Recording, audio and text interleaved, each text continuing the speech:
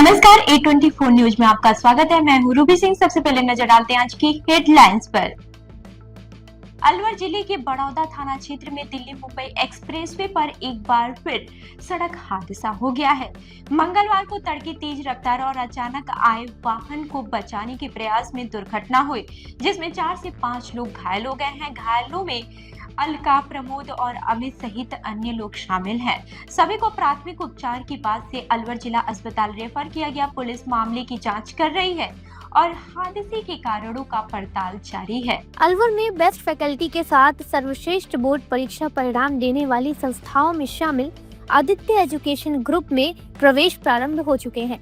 यहाँ school fees में ही foundation की सुविधा उपलब्ध है।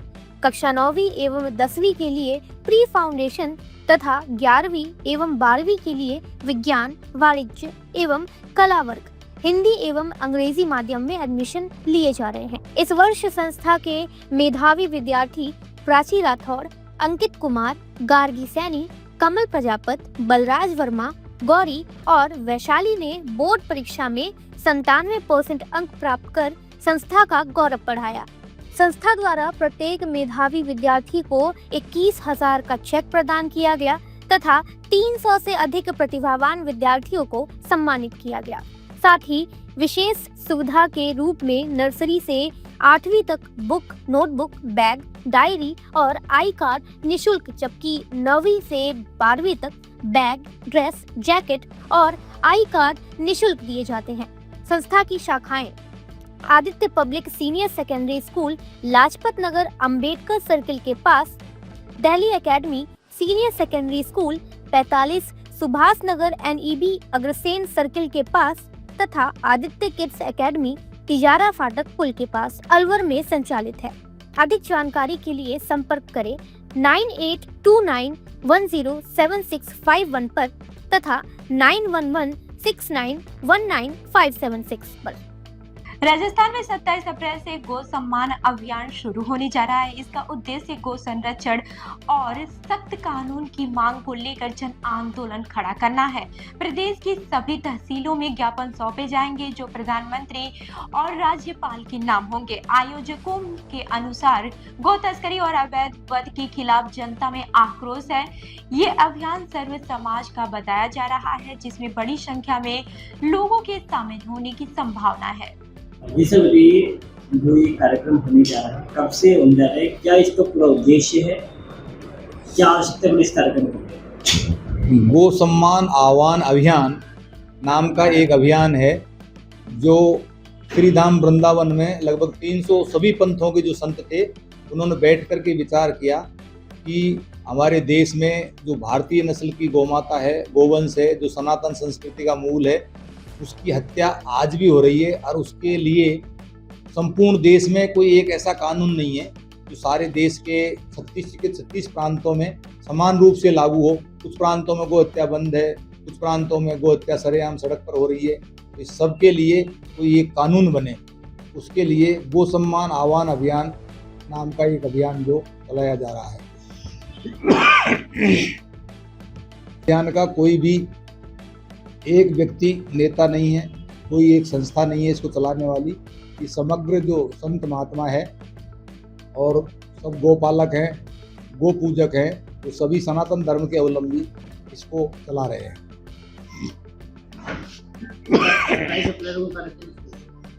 27 अप्रैल को भारतवर्ष की 5410 तहसीलों पर एक साथ प्रार्थना पत्र दिया जाना है। माननीय प्रधानमंत्री जी के नाम, महामहिम राष्ट्रपति जी के नाम, माननीय मुख्यमंत्री जी के नाम और महामहिम राज्यपाल महोदय के नाम, चारों के नाम प्रार्थना पत्र दिए जाने हैं। उसमें करोड़ों लोगों के हस्ताक्षर उनके साथ संलग्न होंगे। अलवर में नागरिक सुरक्षा तैयारियों के तहत आज शाम 7:45 पर ब्लैक आउट मॉक ड्रिल आयोजित की जाएगी। जिला प्रशासन ने लोगों से अपील की है कि वे अपने घरों और वाहनों की लाइट बंद रखें। ये अभ्यास ड्रोन और हवाई हमलों से बचाव की तैयारियों के लिए किया जा रहा है। सीमित क्षेत्रों जैसे कि कर्मचारियों कॉलोनी और अशोक विहार में ये ड्रिल होगी। प्रशासन ने नागरिकों से सहयोग करने की अपील की है। सभी को नमस्कार। आज नागरिक सुरक्षा तैयारियों के मद्देनज़र 21 अप्रैल यानी आज के दिन 7:45 बजे शाम को एक ब्लैकआउट रखा गया है, जो कि बाबू शोभाराम कॉलेज में रखा जाएगा और इनकी आसपास की कॉलोनीज जैसे कर्मचारी कॉलोनी, अशोक विहार, इन कॉलोनीज़ में ये ब्लैकआउट का हमारे द्वारा एक एक्सरसाइज की जाएगी। मेरी सभी अलवर वासियों से ये रिक्वेस्ट है कि इस ब्लैकआउट में आप अपना भी जो आपका रोल है वो निभाएं और अपने घर की स्वेच्छा से अपने घर की और आसपास की बाहर की लाइट्स ऑफ करें। जो भी लोग इस वक्त गाड़ी पे होंगे 7:45 बजे रात में, वो अपनी गाड़ियों की भी लाइट्स बंद करके साइड में उसको सेफली पार्क कर दें। ब्लैकआउट की शुरुआत जो है उसके लिए सायरन जो है वो हम 2 मिनट तक ऊंची नीची आवाज़ में चलाएंगे। जब ऊंची नीची आवाज़ में ये सायरन चल रहा हो तो समझ जाए कि ब्लैकआउट की शुरुआत हो रही है, और जब इसको ख़त्म करना है तो ये सायरन लगातार एक ही फ्रीक्वेंसी में बजेगा। तो जब 2 मिनट तक ऊंची नीची आवाज़ हो तो ब्लैकआउट शुरू हो रहा है, और जब 2 मिनट तक लगातार एक ही फ्रीक्वेंसी में सायरन बजे तो ब्लैकआउट ख़त्म हो रहा है।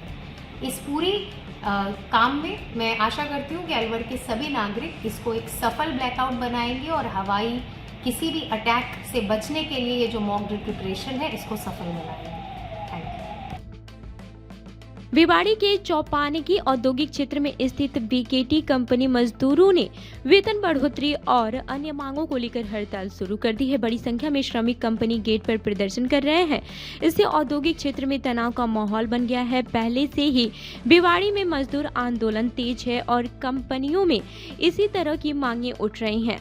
इस स्थिति पर प्रशासन नजर बनाए हुए है। क्या नाम है आपका? राजू सर। क्या समस्या लेकर आप यहाँ बैठे हुए हैं? सर ये सवेरे से मतलब हमारी जो मांग है, हर कंपनी में इतने सैलरी से गुजारा नहीं होता है आदमियों का। 12 घंटे 2019 में कंपनी ने मांग रखी थी कि कोरोना में 8 घंटे ड्यूटी होने वाली है। अभी तक मतलब 6 साल बीत गए, कोरोना खत्म हो गया तब भी हमारी 8 घंटे ड्यूटी नहीं हुई है अभी तक। उसके बारे में कोई सुनवाई नहीं हो रही है।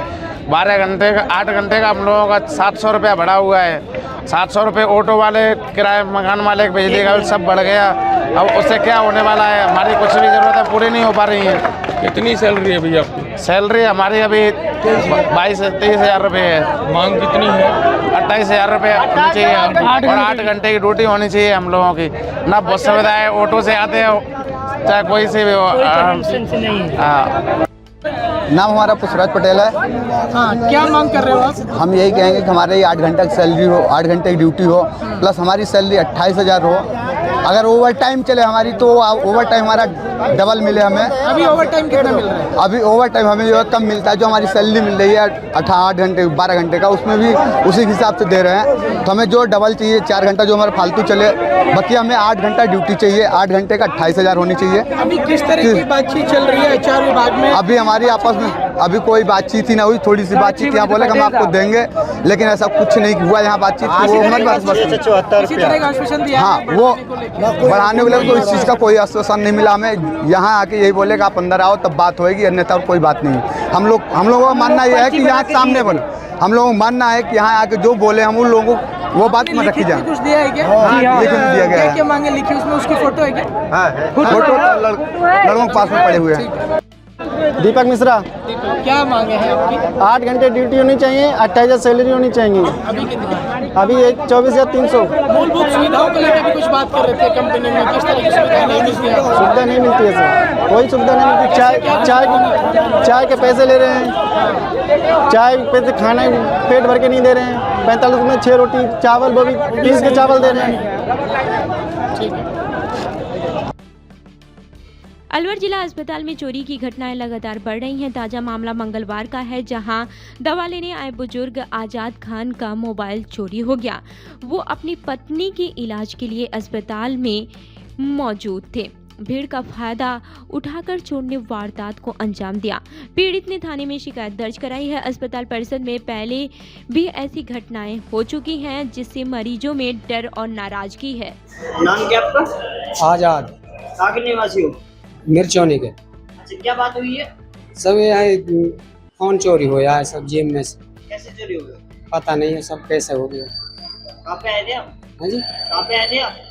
जिला अस्पताल में दवाई लेने आए थे? हाँ, ऑपरेशन कराया था। किसका? वो गांठ है पेट में। अच्छा, फिर क्या हुआ? दवाई यहाँ से लेके नहीं और मैं पर्ची से वहाँ लग गया दवाई लेने के लिए, तुरंत ही निकल गया वो जी। छोटा मोबाइल था, बड़ा मोबाइल? बड़ा बड़ा मोबाइल था। कब की घटना ये? सब ये अभी 10 मिनट पहले। 10 मिनट। क्या ऑपरेशन करना है क्या? हाँ हाँ। क्या नाम है आपका? आजाद। आजाद? हाँ। अलवर के नौगांव थाना क्षेत्र में दिल्ली मुंबई एक्सप्रेसवे पर पुलिस की कार्यप्रणाली पर गंभीर सवाल उठे हैं। एक वायरल वीडियो में सिपाही द्वारा ट्रक चालक की पिटाई का मामला सामने आया है। आरोप है कि 200 रुपए की मांग को लेकर मारपीट की गई। मामले में आरोपी सिपाही को लाइन हाजिर कर जांच शुरू कर दी है। घायल चालक का इलाज जारी है और परिजनों ने पुलिस पर गंभीर आरोप लगाए हैं। नौगांव थाना क्षेत्र के दिल्ली मुंबई एक्सप्रेसवे पर एक चालक के साथ मारपीट करने का वीडियो सोशल मीडिया पर वायरल हो रहा है, तो उसमें पुलिस ने क्या एक्शन लिया? वीडियो वायरल होने का जैसे ही पता चला, उच्च अधिकारियों के संज्ञान में बात लाई गई। पुलिसकर्मी जो इसमें वीडियो में दिख रहा है उसको लाइन हाजिर कर दिया गया है और उसके खिलाफ जांच की जाएगी। सर, किस मामले को लेकर ये विवाद? ये आपस में लेन ड्राइविंग की समझाइश के मामले का चल रहा था, वहाँ पुलिस का कैंपेन, और उसमें उसके द्वारा कोई वीडियो बनाने की बात को लेकर कहासुनी हो रही थी और वो कहासुनी बाद में 2-3 में और लड़ाई झगड़े बदल गए। उनके परिजनों का आरोप है कि वो पैसे वसूली करते हैं वहाँ पर। ऐसी कोई बात नहीं। पुलिस का ये लेन ड्राइविंग जो समझाइश का कैंपेन चल रहा है बहुत दिनों से, और इसमें ऐसी कोई बात सामने नहीं आई है और न प्रथम दृष्टया से कोई मामला सामने आया कि कोई पैसे के मामले को लेकर बात नहीं। ईर्षा प्रतीत हो रहा है उसका उससे गाड़ियों से और इन साधनों से कोई वास्ता नहीं है, और वो वहाँ कोई गाड़ी को रोक के लिफ्ट लेने के प्रयास में है कि भाई वो किसी के साथ बैठ के जाने के उसमें है, उसका किसी की वाहन का मतलब होना सामने। सर मामला ये है सर, ये मेरा छोटा भाई है सर, सबसे मेरा छोटा वाला भाई है, ये मैं सब में बड़ा वाला है। तो सर ये ट्रक चलाता है, तो ये क्या अपनी गाड़ी को दिल्ली खड़ी करके घर आया था। घर से क्या गाड़ी पे अपने वापस जा रहे थे, जो 85 नंबर पुलिया है उसी पे ये आके उतरते हैं, उसी से ये ट्रकों में बैठते हैं, ट्रकों से आते हैं, ट्रकों से जाते हैं।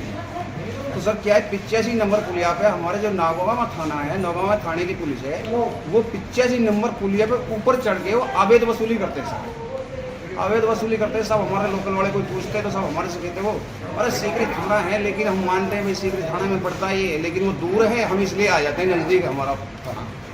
तो सर वो डेली का काम है उनका, अवैध वसूली करते हैं। ये हमारा छोटा भाई सर, ये दोनों कंडक्टर और ड्राइवर 85 नंबर ऊपर पुलिया पे गए बैठने के लिए। ड्राइवर ने, ट्रक वाले ने देखा इनको, तो इनके बैग लगे हुए थे, बोला यार ड्राइवर है, इनके लिए गाड़ी रोक ली। गाड़ी रोकने पे सर ये बैठने लगे, तो पुलिस वाले वहाँ थाई पहले वो बोले भाई क्या कर रहे हो? सर हम अपनी गाड़ी पे जा रहे हैं बैठ के। बोला यहाँ कोई अलाउ नहीं है गाड़ी में बैठना, यहाँ से नहीं बैठो। तो ये बोले सर हम तो यहाँ से आते भी है जाते भी गाड़ी में आते हैं, गाड़ी में जाते हैं, ड्राइवर लोग सब हमारे लिए तो गाड़ी रोकी इन्होंने, नहीं भाई तुम यहाँ से नहीं बैठोगे। तो साहब उसमें थोड़ा इनका वो हुआ, बोला भाई 200 रुपये दो तुम। तो सर ये 200 रुपये मांगने लगे। 200 रुपये की बात को लेकर सब ये थोड़े बहसने लगे, भाई तुम किस बात के 200 रुपये ले रहे हो हमारे से? भाई हम ड्राइवर लोग हैं, हम गाड़ियों में जाते हैं, गाड़ियों में आते हैं। तो सब उस बात को लेकर कहा सुना हुई थोड़ी सी, सब पुलिस वाले को थोड़ा गुस्सा आया और सब इसको मारपीट करने लगा। मारा भी इतना, सब ये तो रोड पे लंबा पटक दिया, मारते मारते ठोकर दे दे गए। शादी पार्टी विवाह उत्सव के लिए अलवर में एक ही नाम, दिनेश साड़ी भंडार, गंडूरा वाले, मालन की गली। हमारे यहाँ ब्राइडल लहंगा चुन्नी, लेस वाली हैवी साड़ी, मीनावाटी लहंगे, ओढ़नी, खाली लहंगे, खाली चुन्नी, राजपूती बेस, चुनरी ओढ़नी, चुनरी साड़ी और लहंगे व बनारसी लहंगे भी मिलते हैं।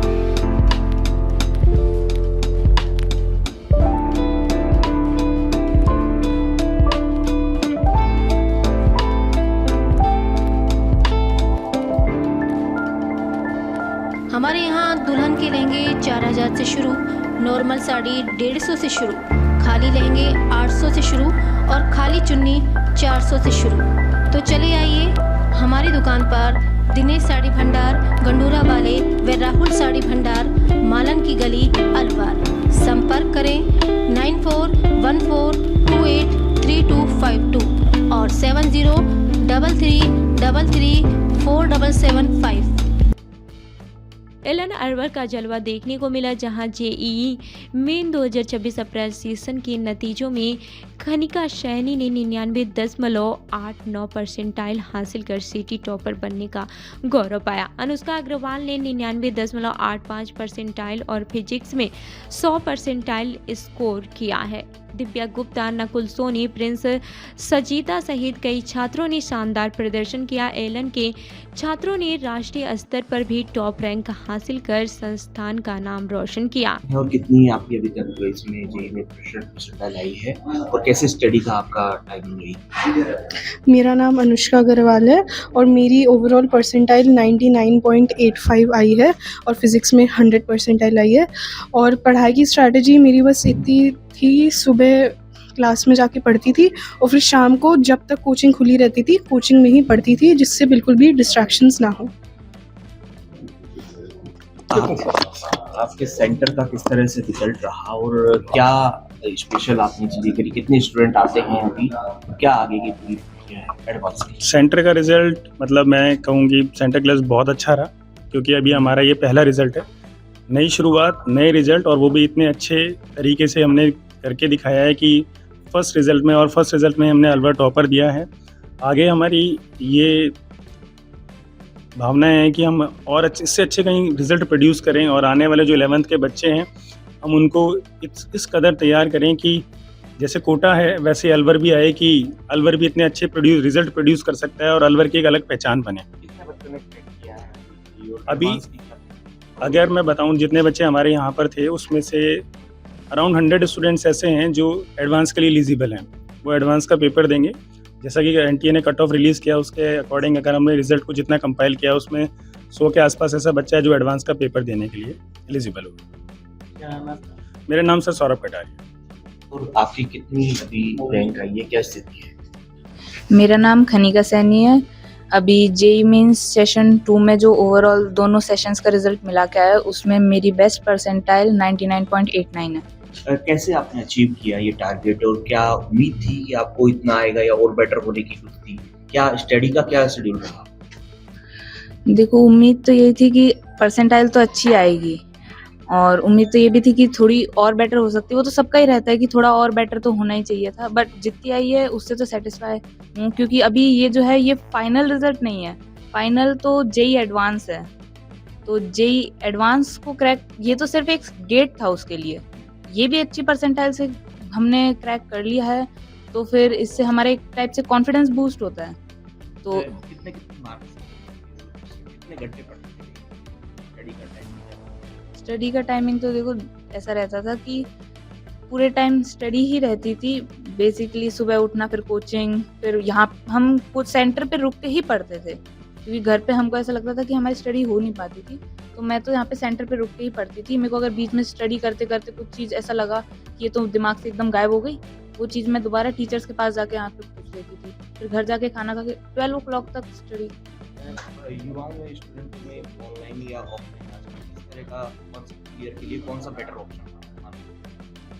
देखो, मेरे को बाकी सबका तो नहीं पता, बट मैं खुद के हिसाब से बता रही हूँ कि मेरे लिए तो मेरे को हमेशा से ऐसा ही लगा कि ऑफलाइन ही बेटर है, क्योंकि उसमें टीचर भी अपने ऊपर एक तरह से ध्यान दे सकता है। ऑनलाइन में तो पता नहीं रहता ना कौन सा बच्चा क्या है। अब जैसे सर ने भी हमारे बोला था कि टीचर को बच्चे की शक्ल देख के ही पता चल जाता है कि उसको कंसेप्ट कितना आया है। अब कभी कभार ऐसा होता है कि बच्चा झिझक जाता है कि मेरे को तो ये क्या बता दिया एकदम से सर ने, तो उसकी शक्ल पे दिख जाता है। ऑनलाइन में तो बच्चा पूछ नहीं पाता। यहाँ पे टीचर हमारे सेंटर पे तो ऐसा था, अगर किसी की शक्ल ऐसी दिख जाती थी तो टीचर आके पूछ लेता था कि बेटा समझ में आ गया ना, तब वो बोल देता था। कितने मार्क्स? तीनों सब्जेक्ट जो है वो 100 मार्क्स के होते हैं। मेरे फिजिक्स में 96 नंबर हैं, केमिस्ट्री में 80 हैं और मैथ्स में 69 हैं। क्या नाम है और कितनी परसेंटाइल आई है और किस तरह का स्टडी का सिस्टम रहा था, कैसे आप लोगों ने अचीव किया? हेलो, मेरा नाम दिव्या गुप्ता है। मेरी जेईई मेंस में परसेंटाइल 99.84 आई है। ये सेशन 2 की परसेंटाइल है। मेरा स्टडी का प्लान ये था कि मैं यहीं सुबह आ जाती थी। पहले हमारी नॉर्मल क्लास होती थी, फिर उसके बाद में हम यहीं बैठ के स्टडी करते थे। आगे अब जेईई एडवांस के लिए स्टूडेंटों ने क्या प्रिपरेशन की है? आगे जेईई एडवांस के लिए हम सब एक साथ अभी भी यहीं बैठ के यहीं स्टडी करते हैं, घर पे नहीं करते हैं। और हम सारे पेपर लगा रहे हैं, पहले प्रीवियस ईयर पेपर लगाते हैं और इसके साथ ही हम जैसे मल्टीपल चॉइस क्वेश्चन पे ज़्यादा फोकस कर रहे हैं। क्या ग्रुप स्टडी आजकल सक्सेसफुल हो रहा है? ग्रुप स्टडी करना काफ़ी सक्सेसफुल है, क्योंकि अगर आपको थोड़ा सा बीच में हल्का सा डाउट आ जाता है तो आप आपस में पूछ सकते हैं, पर ये सक्सेसफुल जब ही है जब आप सभी मिलकर स्टडी कर रहे हैं, फालतू की बकवास नहीं कर रहे हैं। राजगढ़ में 24 अप्रैल 2026 को निरंकारी मानव एकता संत समागम का आयोजन किया गया। संत निरंकारी सत्संग भवन व कार रोड स्थित निरंकारी भवन में बाबा गुरबचन सिंह जी की स्मृति में ये कार्यक्रम श्रद्धा, समर्पण और प्रेममय वातावरण में होगा। मीडिया सहायक मधु सैनी के अनुसार समागम में मानव एकता, सेवा और सद्भाव का संदेश दिया जाएगा।